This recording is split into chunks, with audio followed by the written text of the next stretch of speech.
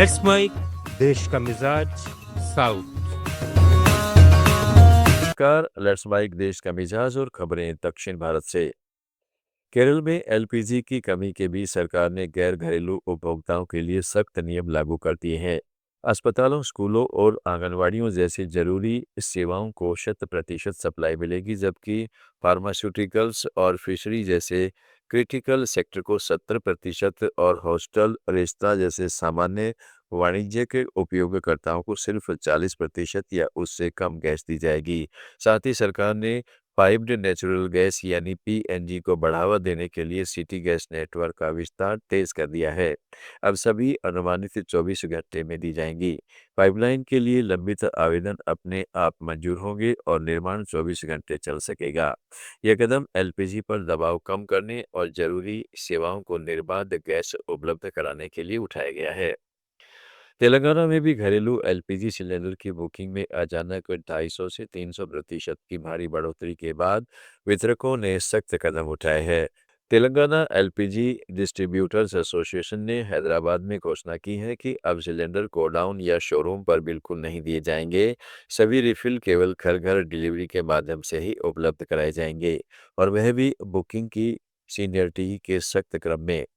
Association के अध्यक्ष के जंगम मोहन रेड्डी ने मीडिया से कहा, यह नीति तुरंत प्रभाव से लागू की जा रही है ताकि उपभोक्ताओं के अधिकार सुरक्षित रहें, अनावश्यक भीड़ रोकी जा सके और हर बुकिंग पहले आए पूर्व में सर्विस के आधार पर पूरी हो। उन्होंने उपभोक्ताओं से कुछ दिन तक धैर्य रखने की अपील की है। तमिलनाडु विधानसभा चुनाव के लिए एनडीए गठबंधन में सीट बंटवारे को लेकर भाजपा में नाराजगी दिख रही है। पूर्व भाजपा प्रदेश अध्यक्ष के अन्नामलाई ने पार्टी के राष्ट्रीय नेतृत्व को पत्र लिखकर अपनी गहरी नाराजगी दिखाई है। उन्होंने कहा है कि अन्ना डीएमके ने अन्य सहयोगी दलों के लिए सीटें तय करने के बाद भाजपा से उसकी पसंद पूछी, जिससे भाजपा के विकल्प सीमित हो गए।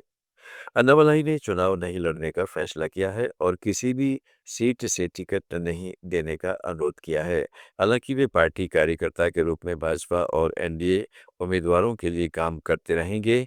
उन्होंने प्रधानमंत्री नरेंद्र मोदी और गृहमंत्री अमित शाह के प्रति अपनी निष्ठा भी दोहराई है।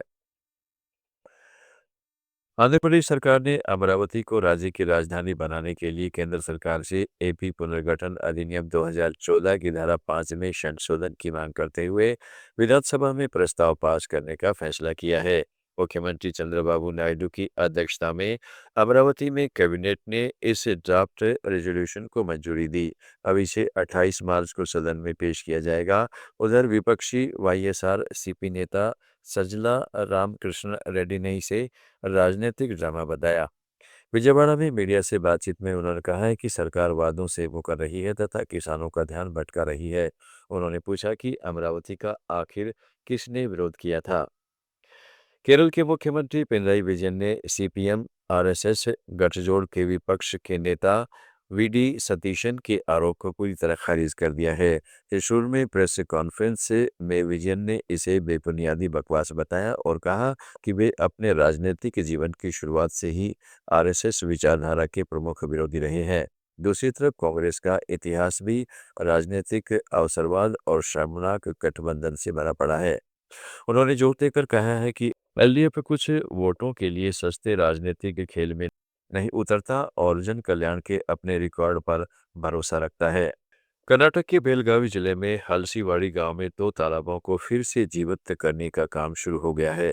फाउंडेशन ने अपनी corporate social responsibility partnership company AKP पेरोकास्ट के सहयोग से यह तालाब पुनरुद्धार परियोजना चालू की है।